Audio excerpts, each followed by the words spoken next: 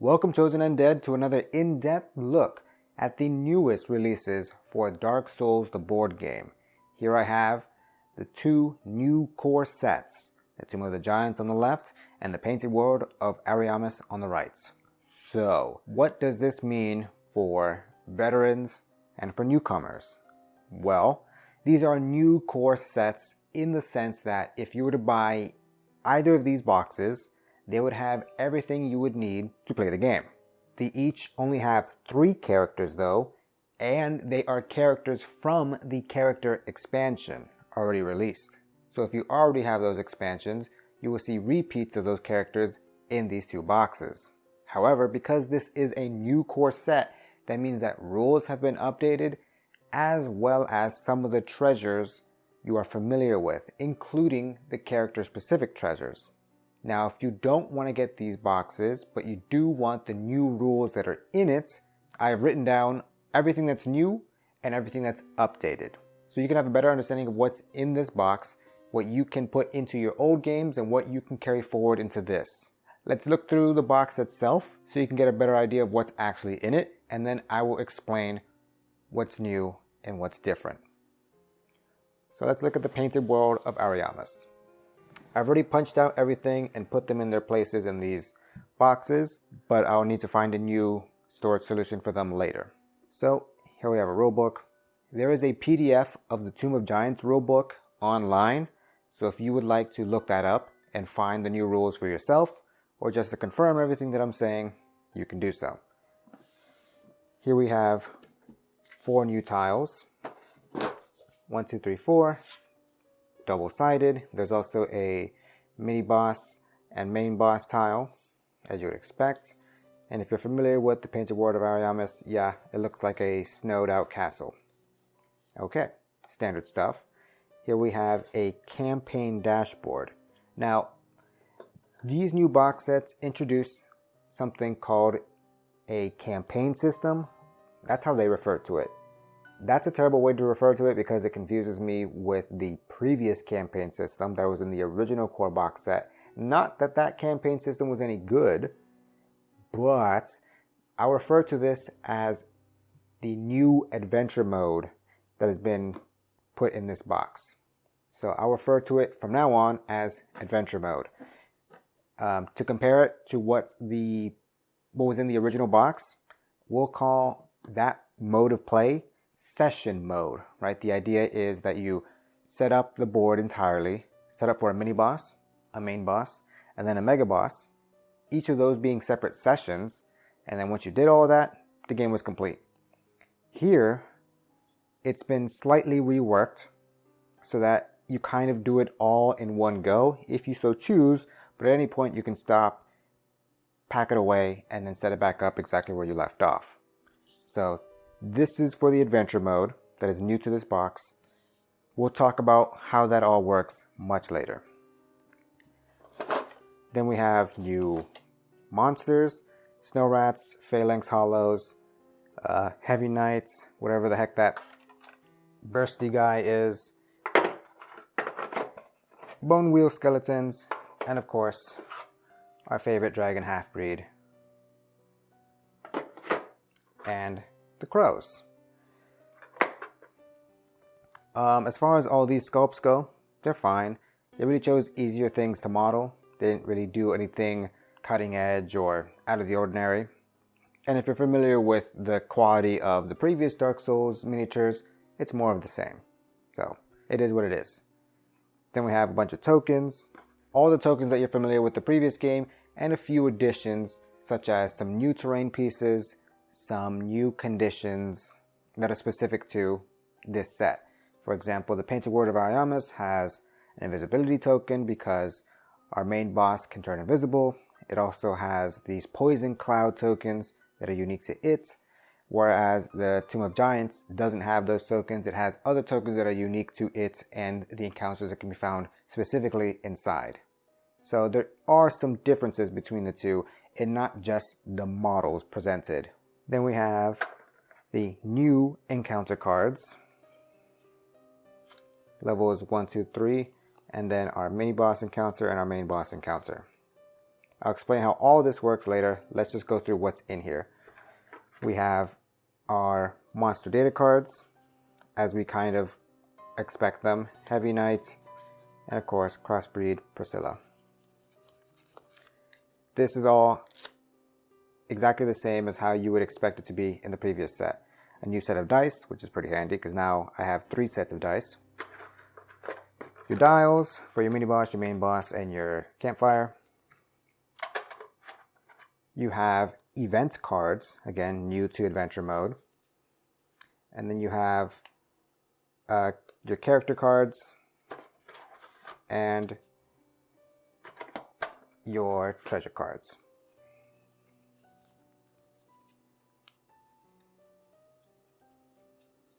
So that's everything in the box. The presentation is pretty straightforward. However, what's in the box here is designed for the new adventure mode. As you saw with these encounter cards, they do not port back to the session mode that we're used to. And by that nature, the previous session mode encounter cards that we have do not port forward to this new adventure mode, which means that the two contents are kind of incompatible. Now, that does not mean that they will stay incompatible. Something that SFG has been stipulating a lot is that they don't want to invalidate your previous purchase and they want everything to kind of come together. What that means is that they plan to release, say, these upgrade packs or these update packs for the previous content to port it forward into adventure mode.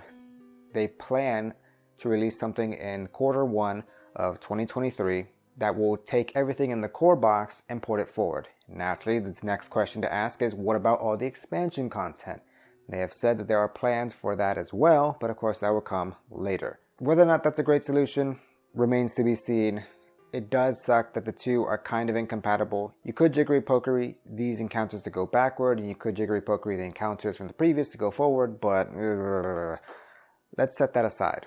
Even though this is designed for the new adventure mode, let me go into detail about all the rules that are updated. Now, these updates aren't like a 2.0 of the game. It is essentially the same game, but they have created new rules to tweak balances and add in community feedback, so they say, but I mean, I wasn't asked about any of this, and I think myself a pretty big Dark Souls content creator. Jokes aside, I do question some of these new rules, but we'll go through them all. The first thing they've updated are these character boards. These are nice space savers as compared to the previous character boards, which were, say, what, triple the size, double the size? Let's look at this. Huge space saver in comparison. And it has all the same stats that you expect. I've gone through nearly everything comparing the new and the old, and everything that's new is pretty much the same. So here, everything's exactly the same, but there are some differences, but the differences in total are like a handful between each box. I'll get into detail of that in a bit. So, new character boards, nice, cool. The new tokens, they're the same tokens that we see. They're a little bigger though. Like, these trap tokens are bigger, the character board tokens are bigger. You could use your old ones. There's nothing wrong with them. They're exactly the same. There are some misprints here in the newer tokens, the trap tokens. As you can see, on the blank side isn't blank, it's just a copy of the back. So that's a mistake. So I just made big red X's on them so that there's no confusion. One of the tokens doesn't have a use side, blah, blah, blah. There's some issues here and there, whatever. The new character boards, they expect you to punch out these squares and flip them over so that you can see what you have upgraded and haven't upgraded. Same thing with these, with the health track. They expect you to pop these out, flip them over. It works. It's not the greatest thing in the world. I will still use my cubes, as you might have been able to see. They didn't give you cubes in this new core set, so this is what people who buy this box will have to do, is punch these out and flip them over to denote health or stamina usage. God forbid, I hope you don't lose those squares or, you know, mix up numbers between the character boards. Next on the list of updates, treasure cards. Some treasure cards have been updated. And the interesting thing about this is that let's say the original treasure card deck is 100 cards, right?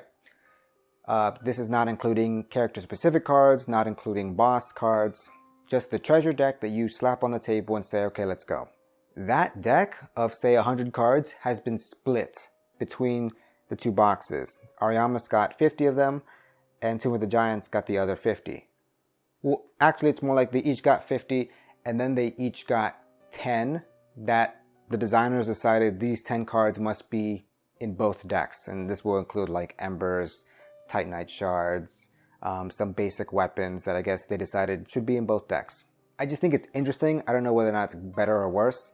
I just think it's funny that they literally split the deck in half and then gave each half to the different expansion.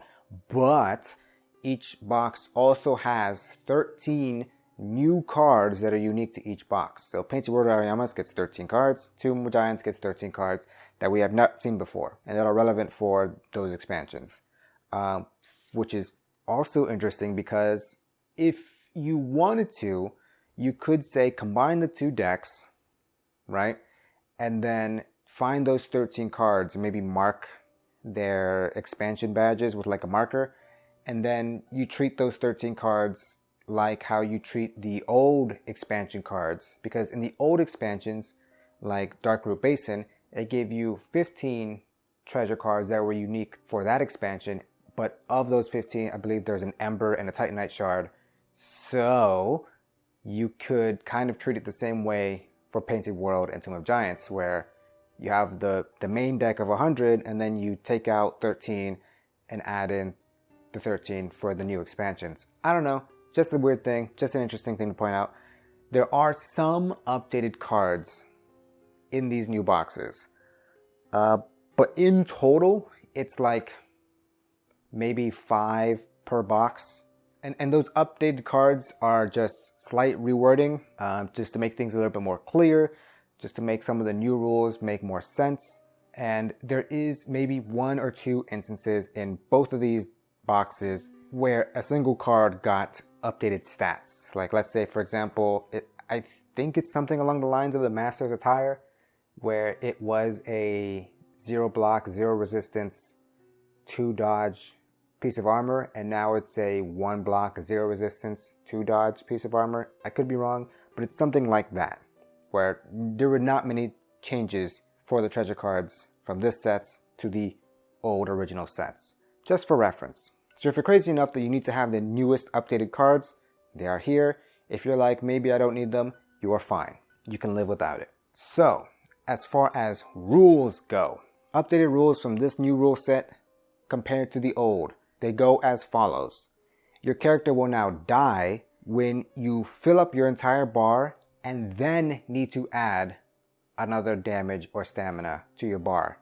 That is when you die. In the previous rule set, it was as soon as the bar was filled, you died. So, okay, they made it easier. You can now stock embers. For example, if you draw an ember, you can decide to give it to someone immediately or put it in your inventory. And then in the future, you can decide whether or not you want to give it to someone at any point between encounters. New to this set is that upgrades are removable at the bonfire.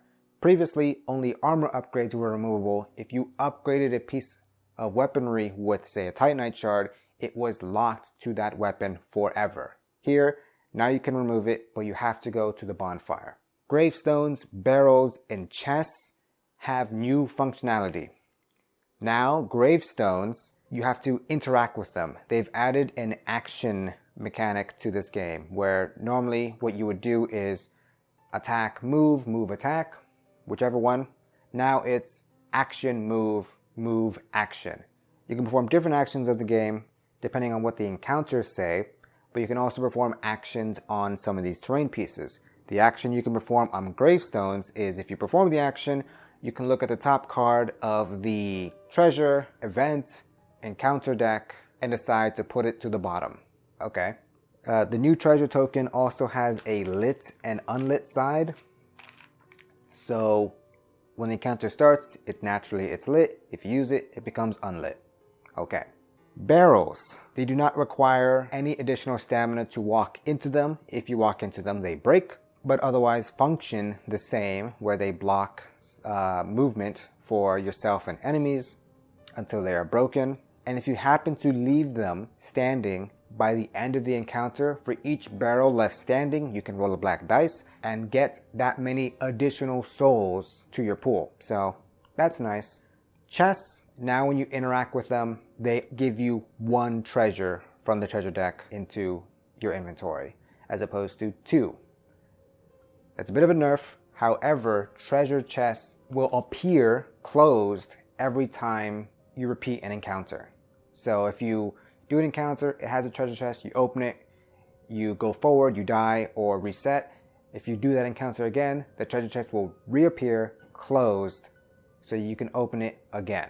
That's weird. I'll comment on that more later, but those are the new terrain rules that have been updated with these new box sets. Next update, you get 3 stamina refreshed per turn. So previously it was 2, now it is 3.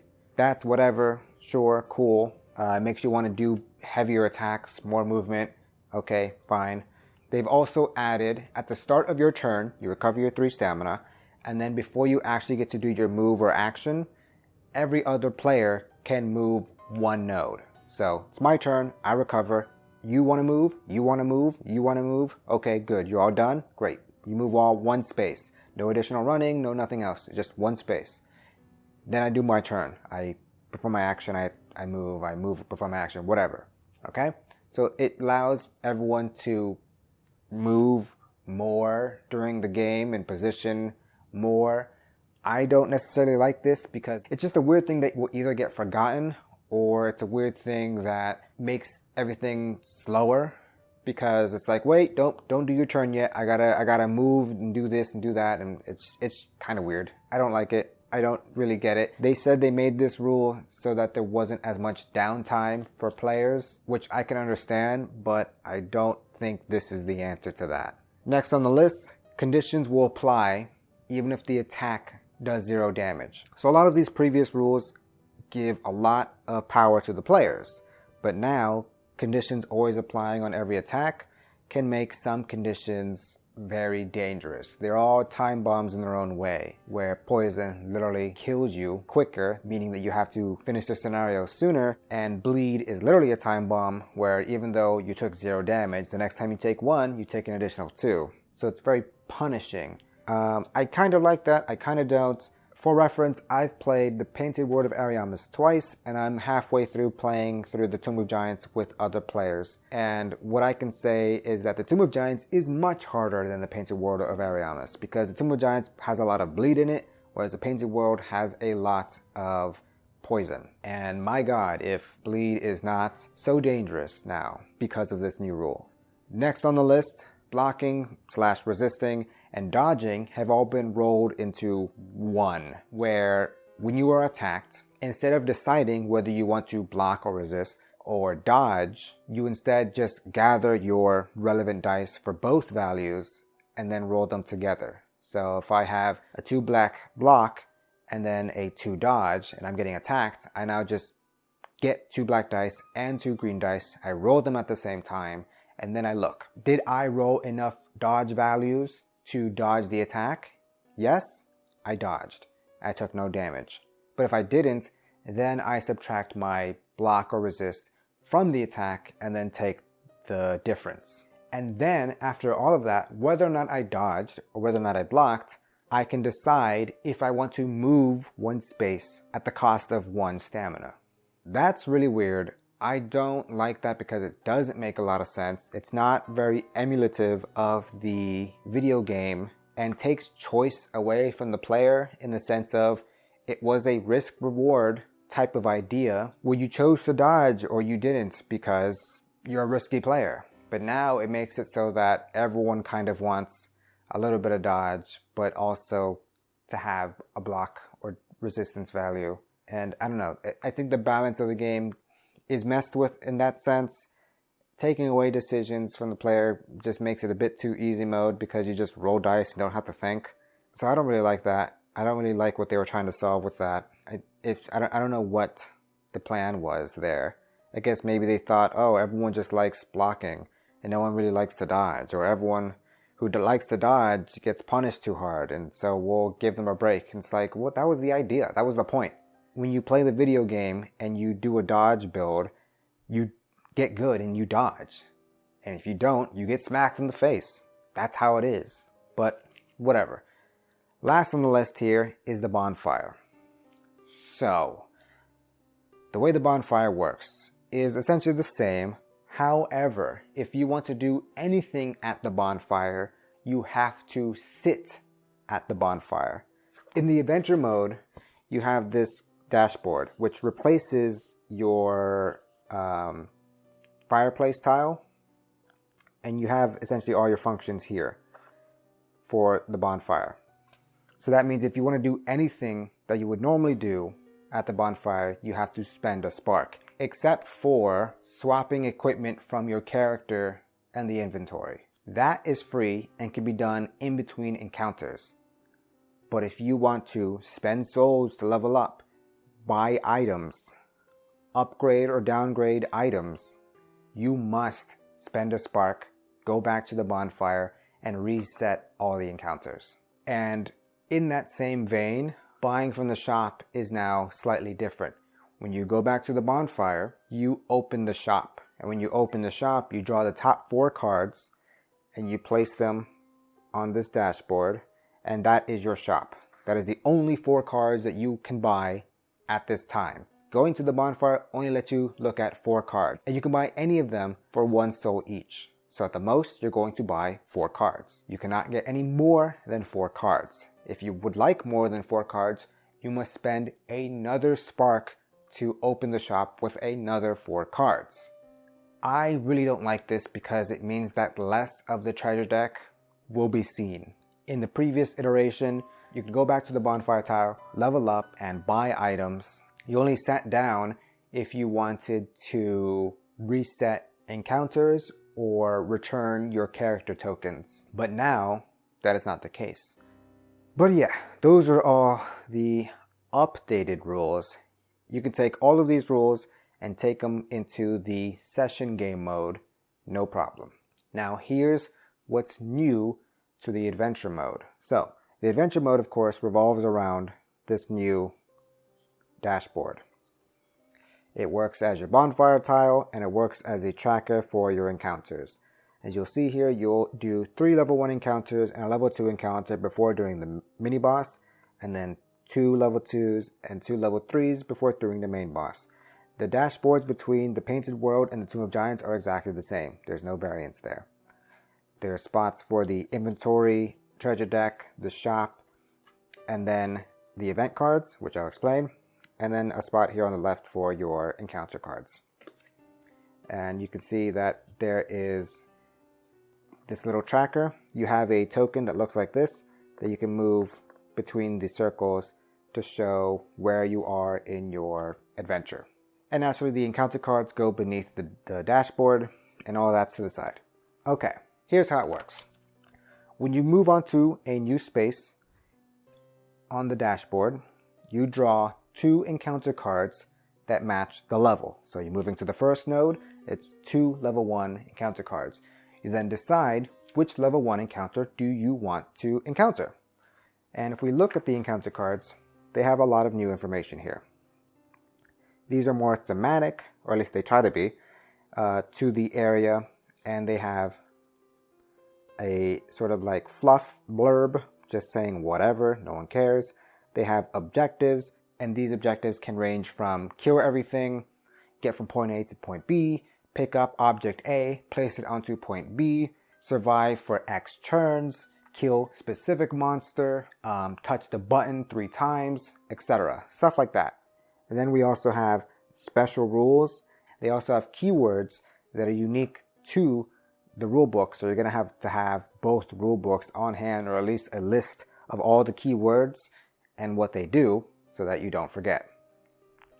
Special rules can include monsters do more damage, they have more health, They all do bleed, they all do poison. If you have frostbite, at the end of your turn, you also take 1 damage. Monsters will respawn after a certain amount of time. Stuff like that. Just a whole bunch of special rules that typically do not help the player. They make things more difficult. In the special rules, you can also find trials. For example, if the objective is to kill, specific monster, the trial can say do that in 3 turns.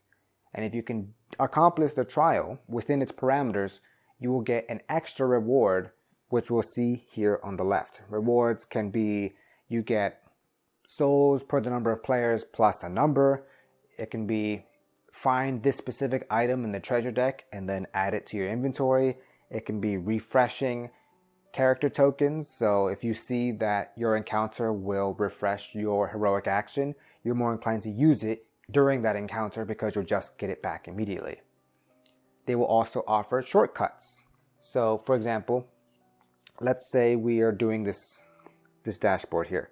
And let's say our 3rd encounter here gave us a shortcut. That means when we beat this, we can decide, okay, do we want to move forward to our 4th encounter or do we want to go back to the bonfire? So if you go back, normally you have to go back to the 1st, back to the 2nd, back to the 3rd. But now with the shortcut, you can go to the 3rd and beyond the 3rd. So you're actually kind of like in the middle between this. At least that's how I interpret it.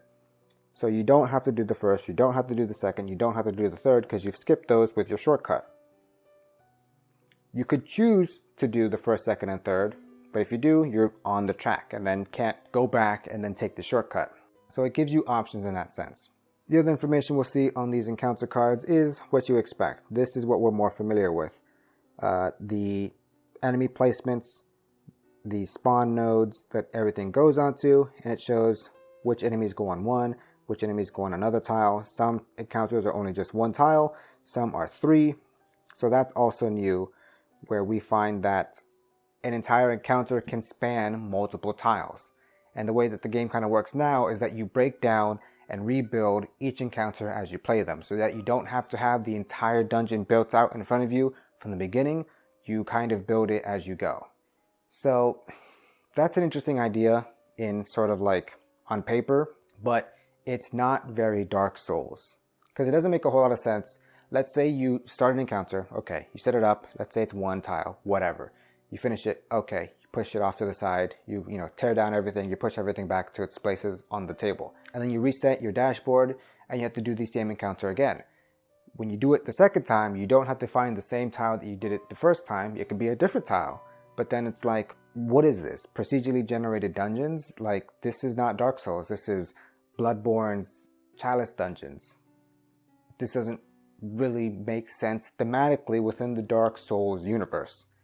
And you might say, well, it doesn't have to. Like, we're making a better game. And I say, that's fine. Don't call it Dark Souls. You have the Dark Souls IP. You're drawing in people because you're trying to emulate Dark Souls. And yet here you are making mechanics that does not feel like Dark Souls. It's confusing. It's false advertising. Is this a better game with these new mechanics? I can't say for certain because I'm too busy getting caught up thinking to myself, this doesn't feel very Dark Souls. But whatever, that's my opinion. Moving on. After you complete an encounter, after you get your rewards, before deciding to move on to the next encounter or going back to the bonfire, you draw an event card. Now these event cards do things like make future encounters more difficult because, I don't know, thematically it says it's a dreary bonfire or whatever. It's a haunted bonfire, it's a poisonous bonfire, and so the enemies will be harder in one way or another. But if you complete the encounter with that additional challenge, you'll get more souls. It might also give you items saying that, hey, this character found a blossom, and then they will recover more stamina per turn or not required to spend any stamina when they run. Or this character gets more damage, this character recovers health every turn because they have a life gem. It could say things like, if you complete the next encounter, you get 2 treasures. They say a random assortment of things. They either add more challenge or give you a grace period or more rewards. Cool idea in theory. However, the problem I have with it is that between the Painted Word of Ariamis and the Tomb of Giants, the decks are pretty much the same. There's only a handful of differences between the two. I haven't done the exact numbers, but I think it's like maybe 5, 6 cards of difference. And that's kind of lame because this is a new mechanic to this new set. If the idea is to add a more narrative flair to the Dark Souls game, where it didn't have much any previously, you could have used this as an opportunity to really add the narrative. Putting, a little blurb here at the top doesn't do anything. No one cares because they're procedurally generated and they don't really mean anything. But with these event cards, you could have done a lot more, and then they didn't. And sometimes they can really add more difficulty and punish you just on a whim. And sometimes they make things too easy. It's a toss-up. I really don't know how I feel about the events. I do wish that there was more unique variety between them, though. That I do wish. I can't say one way or the other whether or not it's too easy or too punishing. I just wish there was more unique flavor there. What else is new? Here are, of course, the tiles.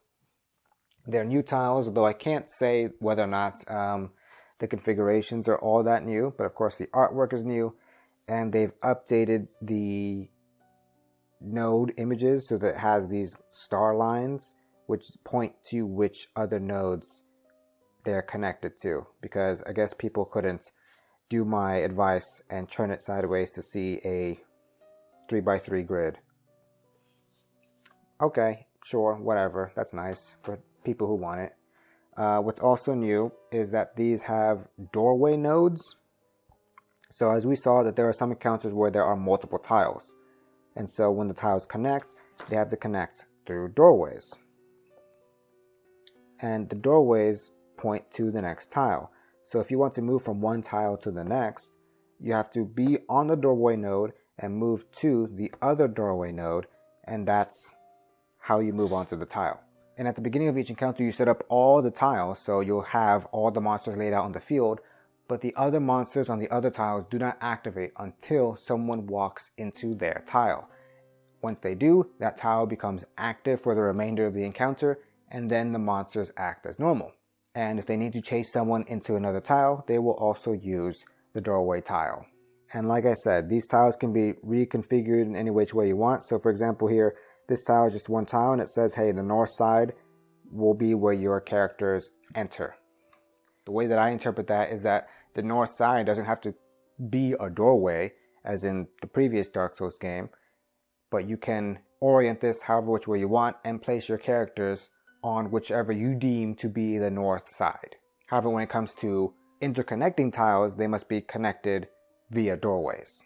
But let's say, for example, you have two tiles connected like so, and then it says this is tile number 1 and this is tile number 2, and the characters enter tile number 1 via the north side. You could still have it this way, even though on this tile specifically, the doorway here is on the left, but we will place our characters along the north, still not being on terrain tiles, but everything else otherwise works as normal.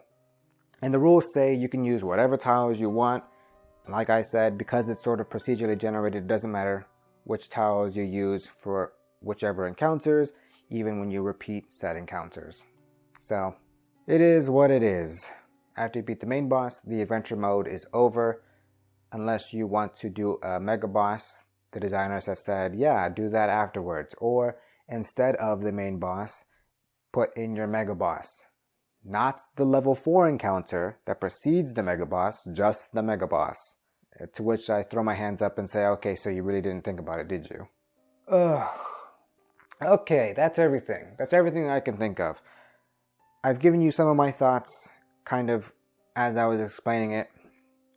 Really, I'm at a place where I don't know, because there are some issues that I have with it. For example, running through the Painted Word of Ariamis, I found having an abundance of souls. And whether or not that's intended, it doesn't feel good to have all these souls banked and have nothing to do with them, because I can't spend them on extra treasure, according to the rules. And you all know me, I like to play by the rules.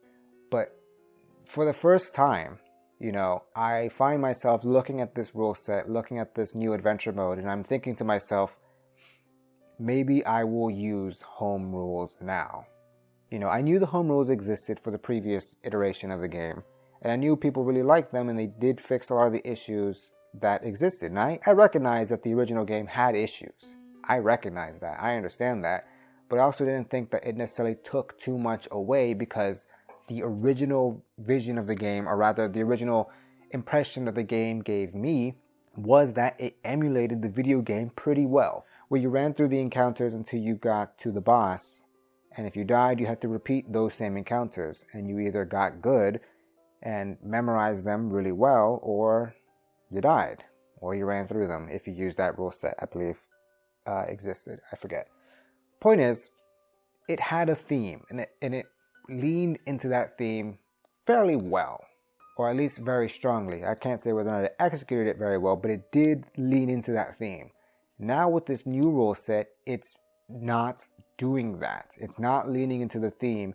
It instead feels like someone heard that there were complaints about the original rule set, and they said, oh, well, I guess we'll add the things that you guys wish was in here, without taking into account what that would mean in terms of pushing out older rules or mechanics, or how it really integrated with the theme. Because I really don't like whether or not the procedurally generated dungeons is good, whether or not that's the best thing ever, that it really makes the game good. I don't like it because Dark Souls doesn't have procedurally generated dungeons. That's not Dark Souls. I don't enjoy the idea that there aren't rules saying, hey, you have a treasure deck in here and you have a treasure deck in the Tomb of Giants. Here's how they work together. It doesn't tell me how to do that. It doesn't tell me how to incorporate other expansions, even though 2 came out at the exact same time.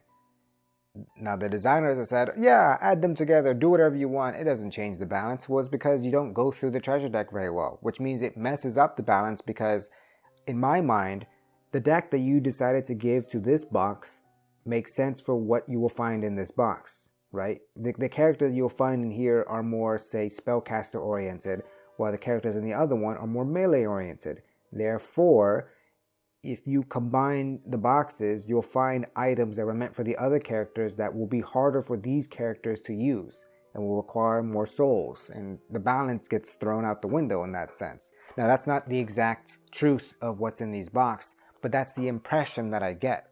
And so I don't want to just start adding cards together, making a giant tower of treasure cards without a proper way to go through the deck and, you know, find cards that I can use reasonably without having to grind, 20 extra souls so that I can level up to tier 3 so that I can use a normal claymore, right? Whereas in the other set, I would only have to go to tier 2 to use the claymore because it was designed for that character.